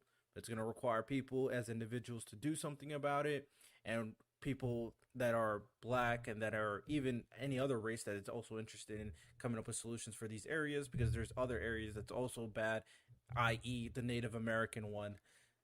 We're going to have conversations, we're going to have discussions, and we're going to have to think progressively, think a little progressively, and progressively think of a way to fix the community, not kind of stay in that conservative mindset of victim mentality. But Jonathan, you're about to say something? Yeah. When it comes to the systemic um racism that people cite a lot, especially with police officers being racist, um, I think there's a little bit of a mischaracterization because people don't understand how policing is done. And, this is my field of study. I don't want to say that I'm an expert. I'm not an expert, but this is the field that I am in. Uh, and I have talked to lots of police officers, high ranking police officers as well, to see what they think about it and to see what kind of um, policing say they do. And I think every police department should be, I think that President Biden should give all authority to the Lorain City Police Department to set up every police department that exists. And this is the way that they do it. And this is by and large. So I'll start with this first. So by and large, policing is done using crime data, and which can almost always be found on the federal government's website, on the FBI's website, and it's called hotspot policing. And so what happens and I've seen the maps. They have a map of the city, and then there is like kind of like when you do the heat ray or the heat vision thing. So there's different colors, and like the more white it is or the more red it is, the hotter it is, and then it gets progressively more and more blue. So they do those over cities, and it's done through victim reports and UCR crime reporting data, and criminal complaints. And so they'll create a map, and it's called hotspot policing. So where there is more crime, they send more police officers. And you can think about it two ways. This is the better way, the one that where there are more people, there will be more crime. This is why more crime happens in the inner cities. And in the inner cities, there is more crime. And it just happens at this point that there are a lot more minorities inside of inner cities. That can be a discussion for another time. I'm specifically addressing the reports that the police are racist. There are some cops that are racist. That's just a fact. Just there are people who are legitimately racist, and they're horrible people. Um, I That's a foolish notion to take, that because of the color of your skin you're better or worse. That's foolishness, but it exists. However, I do not believe that the police system is systemically racist.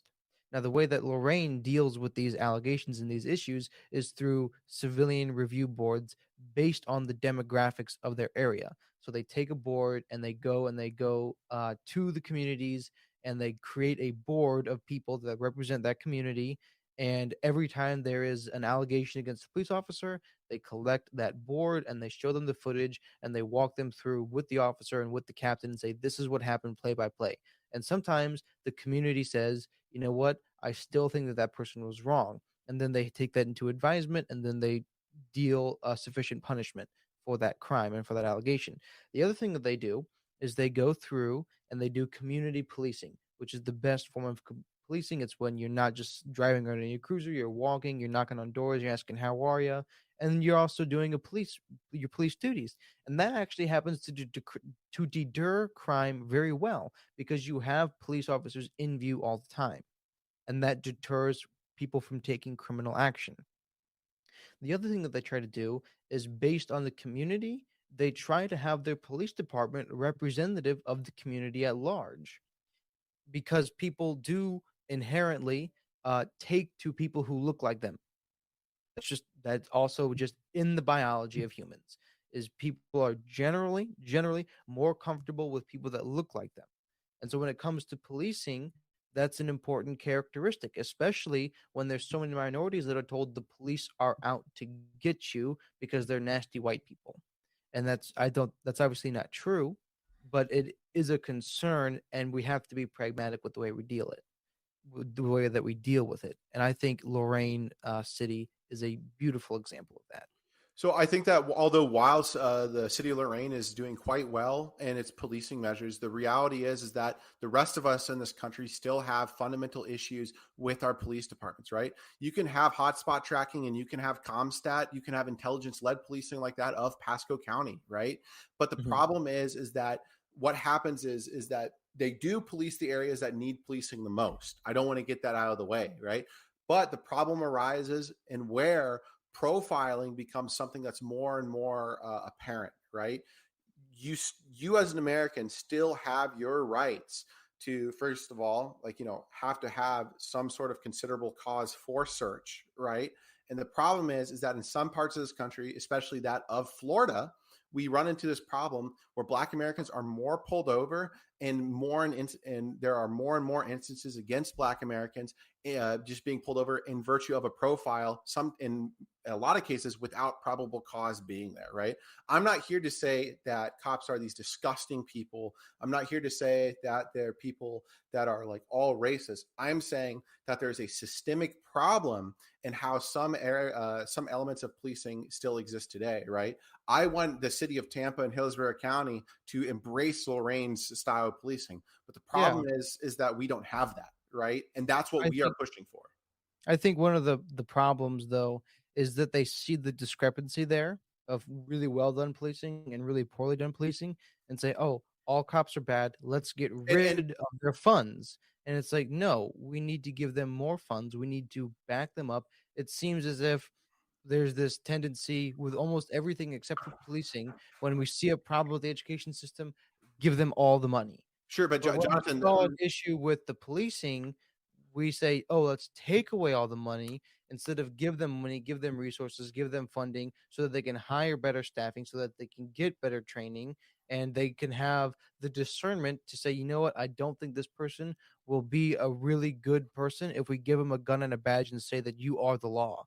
Like, obviously, if they don't have the funding to adequately train and hire good professionals, then we're going to get these bad police officers. And Jonathan, the thing that I'm going to tell you is I completely agree with you, right? The Mhm. problem is that you are making a presupposition based on the bottom of the barrel of the Democratic Party, right? These are the people that are a very, very statistical minority, right? They might have a big voice on Twitter, right? But in local, state, and federal elections, they don't have a voice at all, right? Black Americans are people that vote in favor of more policing in their communities, right? They Yeah. have extremely pro-police sentiments, right? Same thing amongst white liberals, right? The problem is that the core of the critique that you're issuing here, like in the second bit in which you responded to me, does have that presupposition that ACAB people are in some form or another the main base of the Democratic Party, right? And it just can't be farther from the truth, right? Well, I'm not. I apologize if that's the way that it seemed.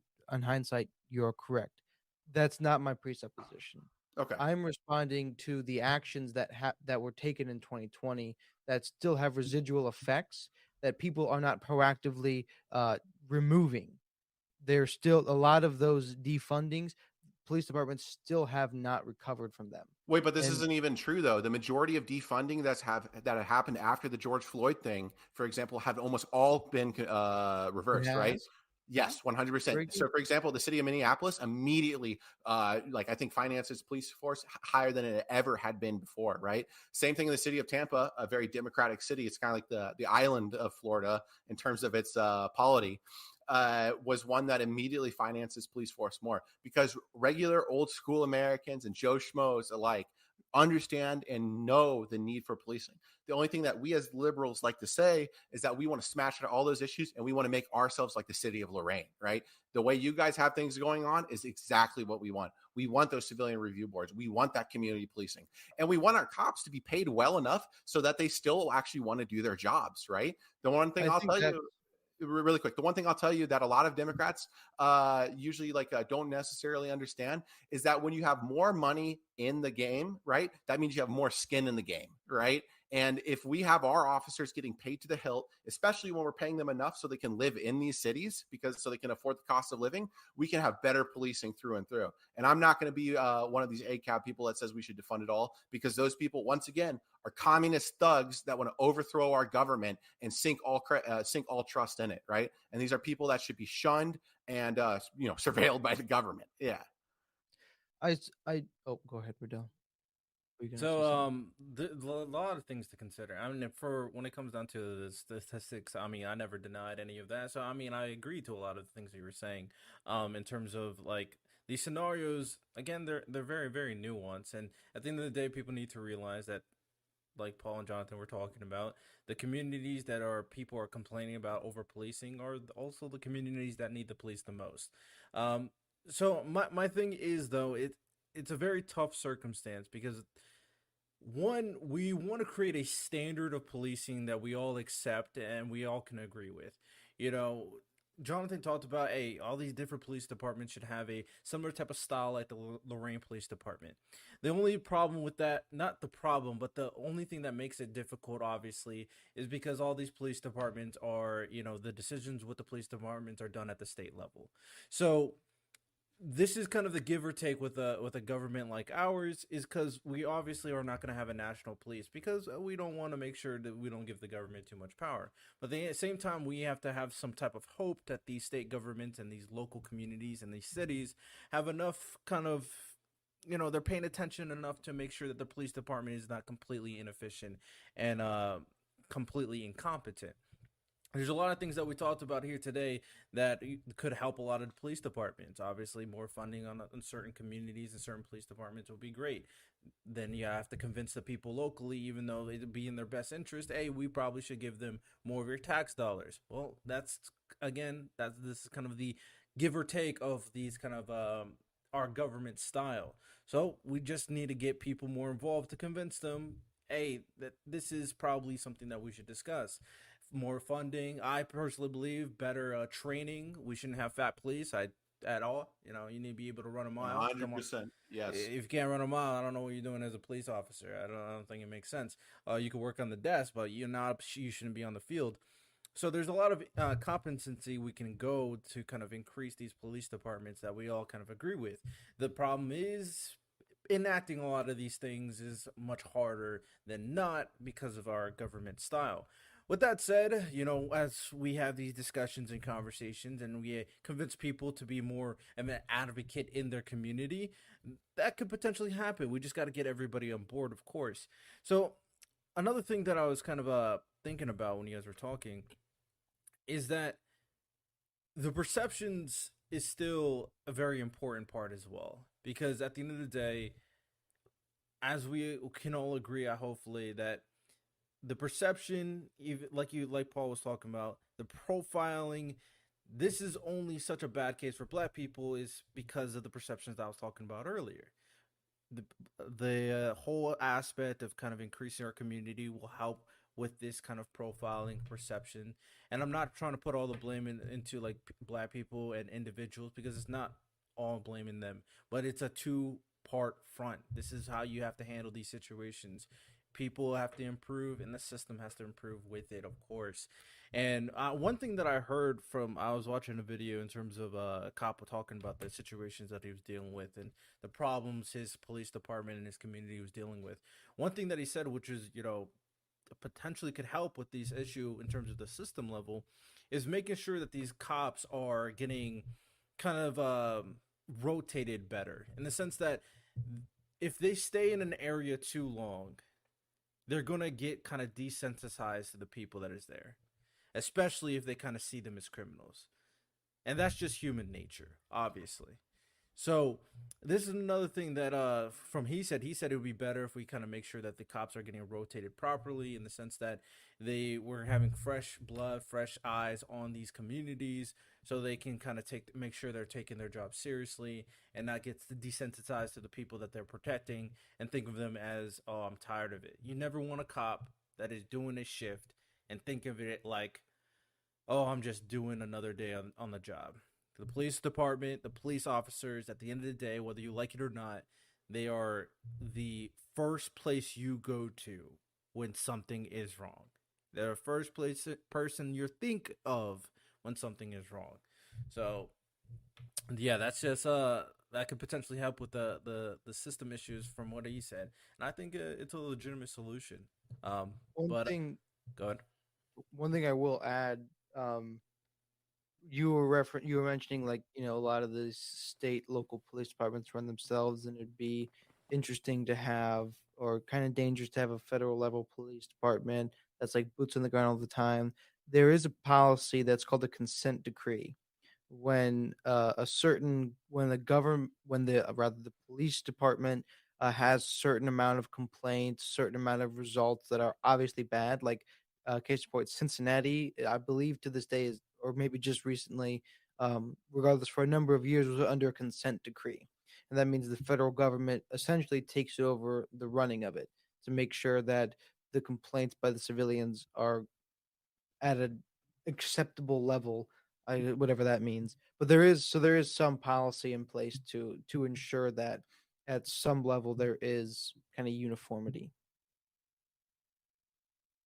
So Uh, Minneapolis, I believe, was consent decreed following 2020 right away, and I then would that's back. I would be curious in terms of like what extent they determine, okay, we should get involved. And also would be curious in terms of the lasting effect of the federal government getting involved and whether or not it changes anything versus does it revert back to norm. I would be curious about that as It's well. almost exclusively civil rights violations that incur it. But there also are the cases and like just generalized ineptitude or incapability to handle a situation, right? So, like in Baltimore, one of the biggest problems they had, if you guys remember the riots that happened, they were consent decreed in virtue of the fact that they just couldn't contain it whatsoever.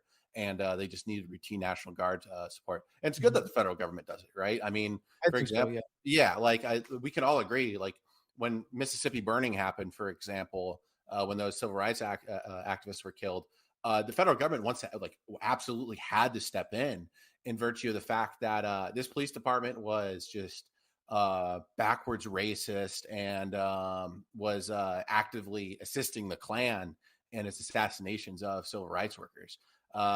Similar to that of the well, not similar, but in another case with Minneapolis, right? It was like two-sided, right? The first side was that the Minneapolis department couldn't actually handle the riots, right? I have a cousin that lived there and like watched everything go down, and they needed to immediately call up the National Guard, if you recall, to get it there. But then on the other side, there was a civil rights violation that had happened, and they needed to review it, right? The Minneapolis Police Department didn't really do a good enough job in terms of the speediness of the Derek Chauvin thing, right? Contrary to that, for example, the case in Memphis where that young man was killed by those police officers brutally beating him. They did a Oh, very, yeah, and they did oh, an yeah. That was amazing job. They did an amazing job addressing it because if you recall, immediate firing, police union was fully on the side of it, and they didn't need to actually have the federal government come in and get involved whatsoever. That's the way you kind of do it. So yeah, I think I'm gonna agree with Jonathan on it. And furthermore, I'll agree with you, Riddell, on the rotation thing. Right? That's like a 100% a great idea. It's the same thing we see in combat environments, right? If you allow our Marines or our soldiers to get out there for too long, they become so desensitized that you have more inclement events likely to occur, right? It's just the nature of people, right? So yeah, like anything that promotes police welfare is something I'm in favor of always, right? I want our officers to be on the top of their game so they can serve our needs to the best of their ability, right? Yeah, exactly. So I think the overall this was a pretty great conversation. I guess the last thing I'm gonna bring up before we start wrapping things up is how do we feel about X? How do we feel about it? We got any opinions The about new X? Twitter, Yeah, the new Twitter. the new I Twitter. don't. I'm curious. So I'm a little bit. So I know there's a statement that Elon Musk wants to turn Twitter, now X, into like an all-in-one platform where it's social media, banking, all like everything all together. And for me, that seems like, yeah, that's great in theory, but in practice, how is that going to work out? It's like, Yeah, oh, sorry, you can't access your bank now because you sent out a nasty tweet. Like, Oh. unfortunately, Elon Musk, and that's kind of gloom and doom, right? But we saw that kind of sense. We saw that kind of thing happen in Canada during the whole trucker riots. Like anybody who was known to be with the trucker, their bank accounts were just seized. I mean, and we know like in China, which I believe he is like referencing his vision for Twitter off of something called WeChat, which is one of these all-in-one inclusive app platforms that they have implemented in China. And it's like in China they have the social credit score system. I'm struggling to speak. I think I'm on the all fruit diet too.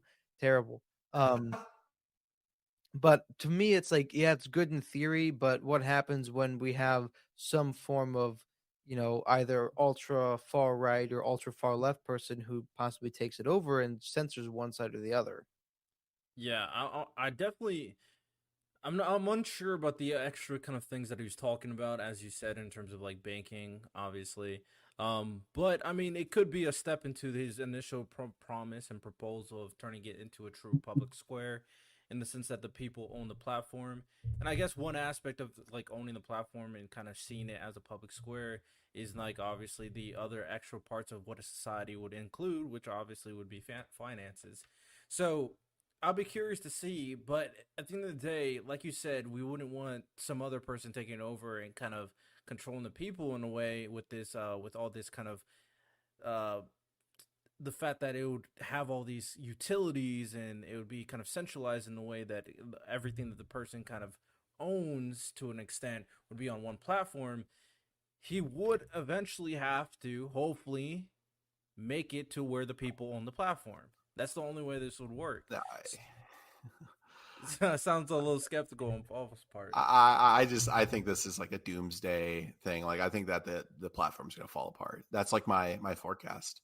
I think that all the business decisions made by Musk is pretty bad. I don't think that what's the Instagram equivalent, Jonathan? Oh, Threads. thread. Threads. Yeah, yeah. Yeah. I don't think that's going to necessarily be the contester, but It's the post limiting thing I think was like the final nail in the coffin, right? When they put that in, like how many you can read every single day. I think they were Yeah, taking. the They took problem that is the back average. a little bit.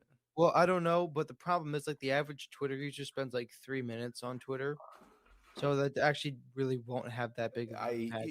Yeah, it wasn't a big I impact for me. I didn't use Twitter that much. So, I but so like call me what's it called, like a pessimist here, right? I'm actually not like there's like no like political end on me on this one, right? I just like see these business decisions, the rebranding, and now this like netting out to banking and stuff like that as grasping at straws. All right, I really don't feel confident at all in a lot of his leadership, and then furthermore, like in him as like a business owner, I've kind of like after I started reading into his SEC investigations, which you guys should all do, it really kind of made me go a little bit haywire in the brain in terms of what's going to happen to Twitter as well. Granted, if I yeah, go ahead. I'm not like a lot of the conservatives that think like Elon Musk is hoorah, he's the savior. It's like, I think some of the policies he instituted on Twitter, but like, not censoring conservatives overtly was a good thing. But I like he's not conservative. And a No. lot of like conservatives are like really like, oh, Elon Musk is our salvation. Like he's on our side. Like, no, he's really not. He's not a conservative at all. He doesn't share my values. He's done a couple of good things, but I've not been on this ride or die Elon Musk train. Um, it's funny to just see like how cannibalized people become. Like Joe Rogan is some far right extremist. Like, dude, no, he's not. He just likes guns. Like that's about the only conservative bone in his body. Yeah, And it's like, oh, he's a far right extremist. Elon Musk, far right extremist. Like, nah, I don't think so. And I think a lot of the conservatives are putting all their bones in his bag. And it's like, nah, that's not a good idea. I don't think so. I I mean, I can see Paul's point on that. yeah, I mean that's just what happens when anytime you kind of denounce the left, usually you're automatically far right. So it's like it is what it is. But I mean, my thing with Elon Musk is in terms of the business stuff. I mean, I'm not gonna go into that because I don't really know. But I would say that from a lot of things that I heard, it seems to be that people have questioned his like business acumen. But one thing, obviously, we do know is I think this is we do know he's an innovator, and we Yeah. do know that he loves to kind of go through new ideas. I Mhm. don't know necessarily, and it could be. You know, there's two ways to think of it. He's trying all this to kind of build a business versus he's trying this because he has an idea and he's trying to implement that idea. So you never really know with Elon Musk. He's a kind of Yeah. an it's kind of an enigma. He kind of does what he wants, and it kind of helps. He's like filthy rich. So we're gonna have to see Yeah. what Well, he's happens. obviously made some good business decisions in the past. So Yeah, I mean, it did lead up to this point. it really it really kind of the big determining factor for me at the end of the day with this is what will he kind of adhere to his initial promise and make this a platform where it's owned by the people, or will it be a platform where it has all these utilities, but like you said, like a China, once you kind of replace ownership, that could be extremely, extremely bad in the long run. So we're gonna have to see because I'm always kind of hesitant in giving a platform too much power, but if it's a platform owned by the people and a platform that everybody universally accepts as one where we all can kind of share our time and spend time together in a way, I guess it'll be interesting to see. I'm 50-50 on whether or not it will work out. I was very kind of concerned when he rebrands because usually rebrands don't usually work out to an extent. So, it's like a but DC reboot of a movie. Always yeah, gets worse. it. But considering it would be bad if he rebranded just to rebrand, but he's rebrand to add other features and create some kind of conglomerate company that does all these things. So I don't know. We'll see at the end of the day because Threads is not going to be the competitor. So it, Threads tried it, and then now everybody's kind of leaving the platform. So Threads is not. It's like a baby Twitter. It's not even close as good. So we'll see. We'll see what happens with X. I'm interested. It's a ride Mhm. at the very least. It's a ride. Yeah, for sure. So Right it's straight into hell. Yeah. we'll see what happens. What will tank first? X or TikTok? Why is TikTok gonna tank? Oh, because like so many because it's owned by China, obviously. Oh, Nah. I don't Federal foresee that. regulation will kill it. Yeah. I You think so? Oh yeah. Oh yeah. We're getting on bipartisan areas there soon. Really? Yeah. Oh yeah. Like all the indications I've seen from the party have shown that until they fully allow the American wing of TikTok Mhm. to become fully independent, yeah, it's gonna go. Yeah. So you think I think TikTok so. is getting killed before X? I think it's yeah, I think it's gonna be killed like by the federal government because of like all of the issues. Like for example, we've seen like all the states come in and like restricted on state platforms, Yeah. and there's still a problem. Like the big thing I always talk about is like how many of our troops use it and like show locations of like areas that they're at Yeah. is just like a nightmare. I'm sure you can like relate with this, Riddell. Like the OPSEC is just terrible. Like it's so bad. Yeah, I don't even know how they allow that. It's kind of similar to like To be fair, I've never had a like a staff sergeant or anything go like, "Hey, yo, make sure you disable the current location feature on Snapchat," because on Snapchat, very similarly, it kind of literally shows you where you are on a map. So, but with that said, I'm imagining any like logically, if you're in the military, especially when you're on the field and out on deployment, you're gonna make sure all that stuff is turned off. So yeah, it's kind of crazy. But with that said, we are done for today. Hope you guys enjoyed today's episode as we went over these topics in regards to like slavery, and I hope you guys enjoyed the new segment that we got introduced as well. If you enjoyed the podcast, rate it 5 stars per usual. And if you want to donate to the podcast, you can go on my website, donate, give us some money as we continue our endeavor on becoming the greatest political podcast on the platform. So, hope you guys enjoyed. With that said, y'all have a good one.